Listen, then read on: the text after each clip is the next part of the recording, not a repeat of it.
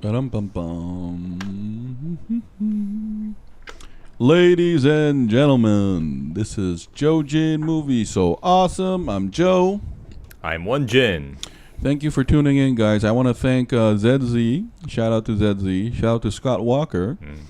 Shout out to Zack Does Movies. And thank you for the replies. We saw 3 of you. Someone named Jesse, thank you for your comment. And also thank you, Scott Walker. We always broadcast around 9:30 p.m. Australia time every Saturday. And I know it could change in the summertime or the wintertime. If you guys are still doing that, please check the time. Korea KST 7:30 p.m. Hey, what's up, ZZ? ZZ in the house. Today, we're going to talk about Rebel Moon. 3 things. Number 1, Rebel Moon, Zack Snyder's movie. And then after a short break, we're going to talk about Reacher. Fargo? Okay, Reacher first. Yeah. And then, lastly, we're going to talk about Fargo. All spoilers ahead. We talk about adult themes. Pretty much any shit that comes into our mind. Full of curse words, full of violence, full of sexual content. If you are under 16, please come back when you grow up. Here we go. We're going to talk about Rebel Moon first. Hey, you want to go first or shall I go first? Okay, I'll go first. Yeah? You know, I first learned about Rebel Moon from one of the advertisements out in the streets.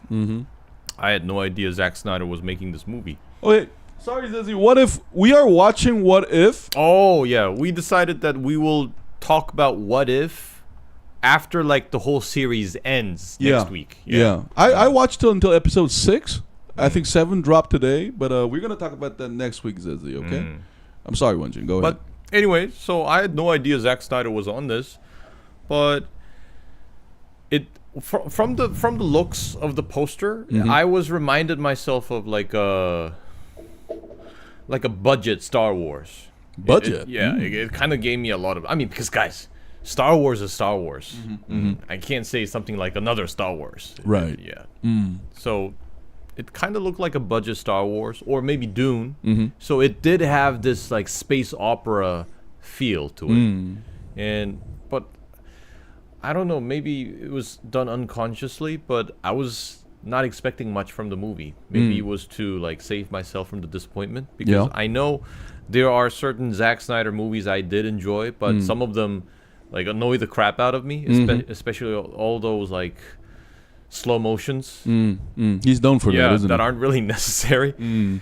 So I had my hopes down, and I watched it, and I was also pleasantly surprised, and I kind of enjoyed it, because, like I said, it looked like a budget Star Wars movie, and when I watched it, it did have a lot of Star Wars vibe, although it was I mean, it's called Rebel Moon, man. Yeah. So I mean, Rebel is how Star Wars, the first one, starts. Yeah, that's against right. the evil empire, and hey, but I actually enjoyed the first half a lot. Like those farmer stuff. Yeah. I mean, what's up, Wei Chan Hong? Would you guys select movie of the year 2023? Oh, that's a difficult one. Shout out to Wei Chan Hong, our one of our most loyal subscribers. Maybe we'll do that next week. Yeah. We haven't thought about it actually, but maybe next week. Hey, thank you for joining in. But Rebel Moon, like the first hour, I actually did enjoy some of the design elements. I also love the village. I always love it when they start off on a village. I also liked it. I also love how the movie started with this text. Not in the Star Wars format, but you know, like it gives us context. It puts us up to speed. No, but what the text is like, I didn't give a fuck about the text. I gave explaining. I mean, it's one of those things that gave me the Star Wars. No, vibe. I gave a fuck about Anthony Hopkins doing it. Oh, that's right, and Anthony Hopkins' voice. Sir Anthony Hopkins on a Zack Snyder movie. I was like, but then again, you were in Transformers, so I guess you don't give a fuck, right? Like, he was in Transformers. Yeah, he wasn't in the 4th one with Mark Wahlberg. Oh, really? Yeah. Why do I not remember? You know, I forgot all the Transformers movies, like except after, the first one, yeah. The first and the second one. Yeah. But like you said, the village part, I really enjoyed it, because that also gave me a Dragon Ball vibe. Because Dragon Ball always begins peacefully in like a village, and they're all like, "Hey guys, what's up? Nothing bad's gonna happen today, right? Let's have a barbecue." And there's something like there's like this space alien invasion.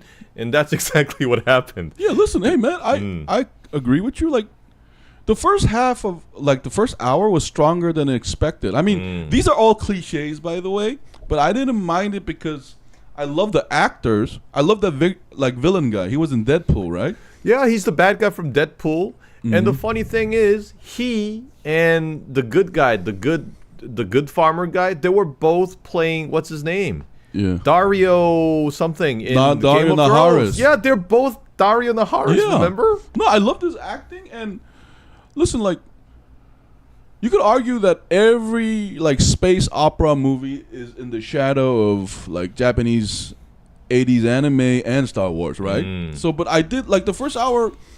Like, for me, I didn't notice those cliches. There was enough like great acting, and then the main actor is she was in Mummy, and she was also in that with 007. where she had the mechanical legs. Yeah, I thought the casting was great, and then Sofia Boutella. That's her name, Boutella. Yeah, she's a great actor, and I love the physicality she brought too, because one of the things like I mean, the first Star Wars is like a 70s film, so it didn't have the technology or the fitness instructors of today. So I did enjoy like her actually being fit as fuck and beating up these soldiers. I was like, that's very convincing, you know. And then I also enjoyed the ancient robot thing. Oh yes. Yeah, because I love how these ancient robots can be turned on and off, and it's another thing that gives us the Star Wars vibe. And you know, Star Wars always have very charming droids.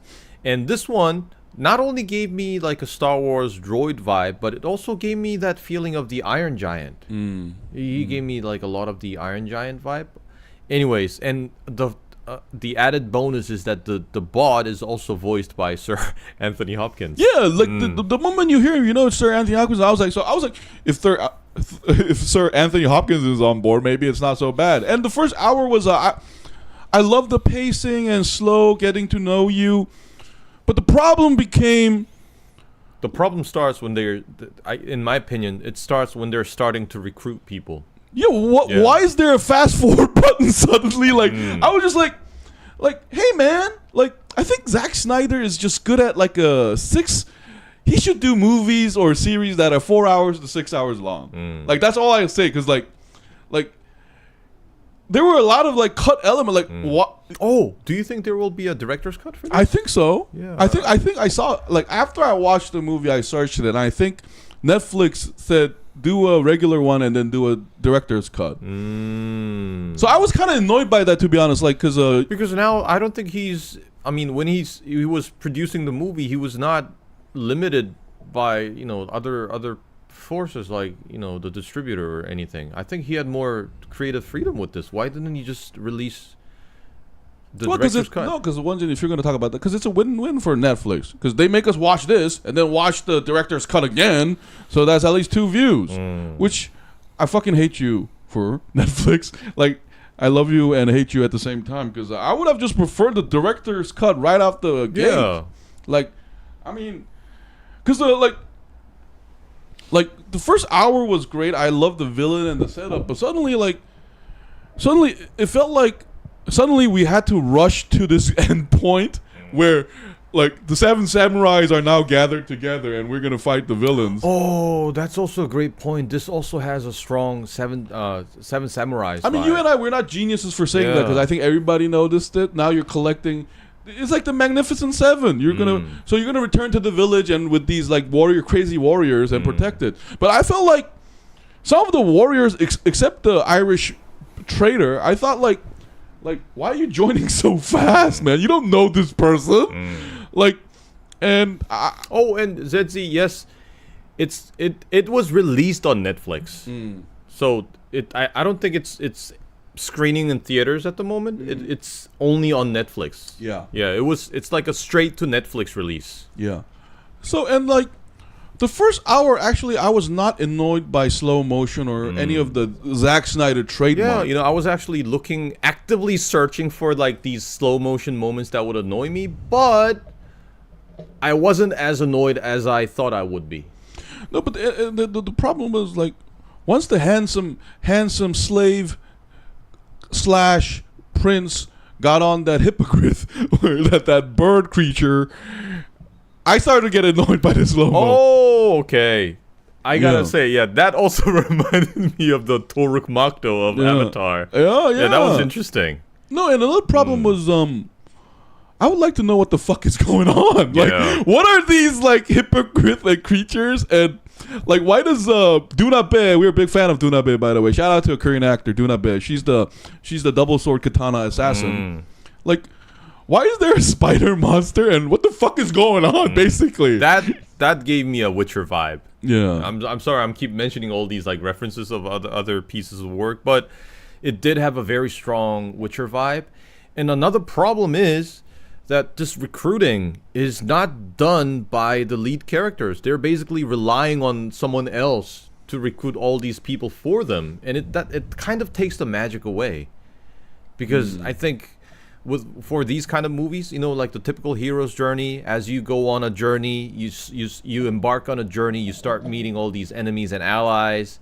This movie, like you said, they just fast forwarded this, and even worse, like all these allies that they meet, they're basically just like they met them through like an intermediary. No, man, I agree. Like, another thing is, like, I wish this was a 6-episode miniseries, and the first episode is perfect as an hour mark, and then the second one, I would like to know more about this empire. Yeah, I think that the second half should be like 4 hours. Yeah, because I like the aristocracy element, like where they're like basically like kings and princes, and I love that Sophia Butella was like an elite. Yeah, because I want to know more, but suddenly you had a lover. Oh yeah, he fucking died. You kids. I was like, fast forward. So like, I want to know more about your life in the past. Like, you know how like in the first Gundam, like getting to know the politics and intricacy of the empires is very interesting. But I just like suddenly fast forward, and you guys are nice guys, huh? And I would but see, this is part 1, so maybe they're trying to do that in part 2. Yeah, maybe there will be like flashbacks or something. Who knows? Yeah. And I also remember like the part where the princess had special powers. That really didn't go anywhere in the first movie. So maybe in the future, maybe she's like Anastasia. She miraculously survived, and she's somewhere, and she's going to use that power for good or something. Yeah. But the fact that it wasn't really going anywhere in the first movie, it kind of disappointed me. Yeah, another thing that disappointed me was the action. Because, I mean, some of the action scenes were good, but the final battle, like, I don't know, like, I felt like because this is like you mentioned a lot of Witcher, you mentioned like Star Wars, you know why that makes sense? This is like a very different elements, right? So I would have loved to see some creative battles. Yeah. Like where like the analog and the new meet. So I thought there were a lot of chances for like maybe Beduna to do some surprising magic or something on like space guys. And then it's just like the last battle was kind of boring for me, except Sophia and the villain guy, because that villain dude is a terrific actor. Like, he plays the asshole role so perfectly. Yeah. Like, you really want to kill him. Like, you wish him death. And then I even like the psychological pod, but and another problem is this is a movie that really fails at showing instead of telling, because after the 1 hour mark, I suddenly get all these exposition dumps about who this guy is, why I should care about you.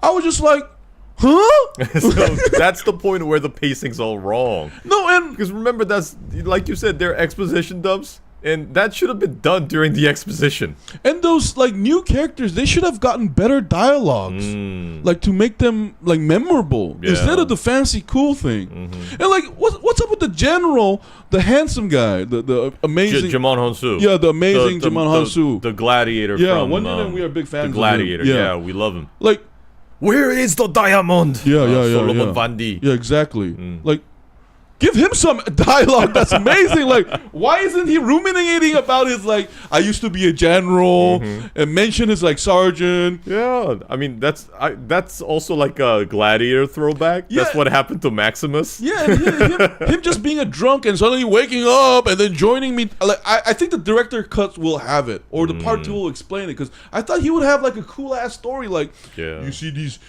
scar marks? All my soldiers killed by that asshole dead from Deadpool. I will drink his blood. Like some awesome. I'm going to cut his testicles off. Yeah. And he was so jacked. You know, he was even in better shape than he was 20 years ago in Gladiator. Steroid is a hell of a drug. I mean, his guns. Yeah. No, he's a great actor, period. Like, he's really good. You remember in Gladiator, he had all that sensitive, like, dialogue. Yeah. Like, his friendship with Russell Crowe was really amazing. But, like, first of all, I'm like, if I'm Sophia, like, I don't trust none of these motherfuckers. Like, I don't know you people. Like, so where is, like, the common cause thing? That's right. I mean, that was, like, the biggest hole and problem with the recruiting. No, but I did get a feeling that maybe those scenes are cut, though. You know, because but here in the movie's defense, though, maybe we should watch part 2 and then watch it, because I can't help but mention Dune Part 1 too, because Dune Part 1, because I read the novel, so people who didn't watch the novel, that movie might also feel imperfect and kind of fast forward and not explaining. But overall, I want to say I didn't have a bad time. Yeah. I just noticed some flaws. I enjoyed it, and I think it makes me look forward to the second part, which will be, I think, released like April next year, I think. But I hate the title, Trial of Fire. Why is everybody on fire? Like, what the Hunger Games? That's the subtitle for it? Yeah, okay. A girl with the dragon tattoo. Like, stop it! Like, just like, fire is dangerous. Don't play with fire, kids. Like, so, like, but hey, you know what? Let's keep this short and sweet, because I think we will talk about this more extensively once we see part 2 and maybe the director's cut. And you know, I feel like Snyder is just born at the wrong time period. I think he should have born 2 decades later, where we're so used to 6-hour stuff. Because I really like this Justice League, his version. But anyway, let's give a score, man. I would give this a 7.5. Really? Yeah, I would give this a 7.5. Yeah. I mean, I did shit on the show a lot just now, but I did really enjoy watching this. And I think one of the strengths was that for all the shortcomings of the movie, Zack Snyder kind of made up with his talent in visual art. You think so? Yeah, because there are movies that executed far poorly than this one. And Zack Snyder, in terms of in the world of science fiction and all this like action hero stuff, he knows what he's doing. So I kind of liked it. Oh, Hong, do not mess with my black dragon. Yeah. No, but I will give this a 6 out of 10. Okay. Because I'm reminded a lot of Star Wars, the first one. Remember, everybody made fun of George Lucas for the not the 70s one, but I'm talking about the prequel trilogy. Phantom Menace. Yeah, because Phantom Menace, despite its flaws, presented the world, I think, better than this. If just for me, what's a shame is I felt there was a world because of that. You remember that scene where the village is looking up at the sky and there's this badass like battleship. Yeah, behemoth of a battleship, and I just thought they were gonna show us that scale, because whatever you want to talk about Phantom Menace, like the first one, there was this amazing battle between the sea people and the droids, and you know there was that. Here, like the final, I hope there is a grand battle like that in the end, because one of the things about space opera is opera. You know, we wouldn't watch Wagner unless like there was a battle between like fucking Valkyries and shit. You know, and I just felt like too much teasing without bringing it up. Strong first hour, and then it kind of just dithers down a little for me. That's all. Yeah, IMDb gave it a 5.7. That seems about right. It wasn't bad. It just wasn't great. And I will watch the second one though now, because I am, and more. And also director's cut if it comes out. Yeah. More explanation for the characters, please. Yeah. I don't want to watch a separate comic or from a news story, as it is very popular these days. I want to know about Sophia's character in the movie. They need to elaborate more on the second half of this movie. Yeah. Anyway, guys, that's our take on Zack Snyder's Rebel Moon. Part 1. Yeah, so that average is like 6 point, huh? Yeah. Oh, so we give it more than the generous. We will be back in around 3 to 5 minutes to talk about Reacher. Season 2, Episode 5. America! Fuck yeah! No American TV. We'll talk about it soon, all right? Hey, thank you so much for tuning in, guys. Shout out to H-Channel. Shout out to ZZ. Shout out to Scott Walker if you're going to join us later. Shout out to every subscriber, 27 of you. You are our Praetorian Guard. We will always remember you. This has been JoeJinMovieSoAwesome. I was Joe. I was Won-Jin. We'll be back in 3 minutes. Bye. Bye-bye. Man, I had a humongous shit in the morning. It was tremendous. TMI. Yes, it was humongous. It was like I birthed Moby Dick and it was swimming